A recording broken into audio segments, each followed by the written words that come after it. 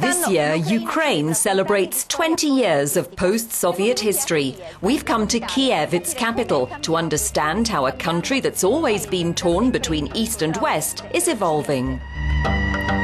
Kiev is a city with a real drive for modernization. 20 years after independence, it is a mixture of old and new. The imperial look of its palaces, reflecting its Soviet past, and its historical buildings coexist with modern developments, to the point where UNESCO has threatened to take the city's historic sites off the World Heritage List. The needs of the people have changed, along with what they can do. Up until the late 1980s, almost all buildings in this area were shared apartments. During perestroika, when people got the opportunity to buy homes, the accommodation in this area changed. People started buying the flats.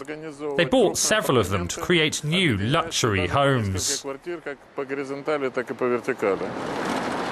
That is how this area in central Kiev became one of the poshest neighborhoods in the capital.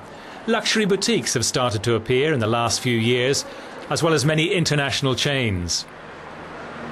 Kiev encapsulates the history of Ukrainian economic development, according to Igor Burakovsky.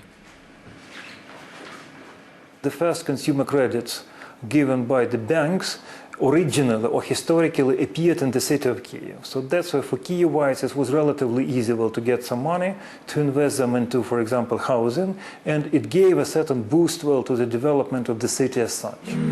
Change has also embraced culture. The Pinchuk Art Center is an illustration of how commerce, politics and culture overlap. Kiev's most futuristic art center, which is free to enter, is financed by Viktor Pinchuk, a billionaire defined by foreign media as a new generation philanthropic oligarch. Changes is not something we expect. It happens every day, every moment of our life. Everybody knows that if you want to see how your country is going to look in 20 years, look at those who are 20 years old now. And these new generations of Ukrainians, which is free from those Soviet stereotypes, they are completely different. Kiev is a city in full evolution, with its parks, its green spaces, its galleries. It's the modern face of a country that still has many challenges ahead.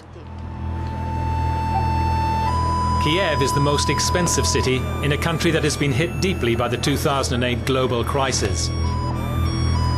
Today there are signs of economic recovery, which are more visible in the capital than the rest of the country that has far lower living standards. The economy is starting to modernize, though it is still linked to the past. Unfortunately, Ukrainian economic growth until now is still based upon the heritage of the former Soviet Union. This heritage strikes back upon the performance of Ukrainian society as well. Kiev shows Ukraine's hunger for culture, knowledge and development, focused on building a new environment for future generations.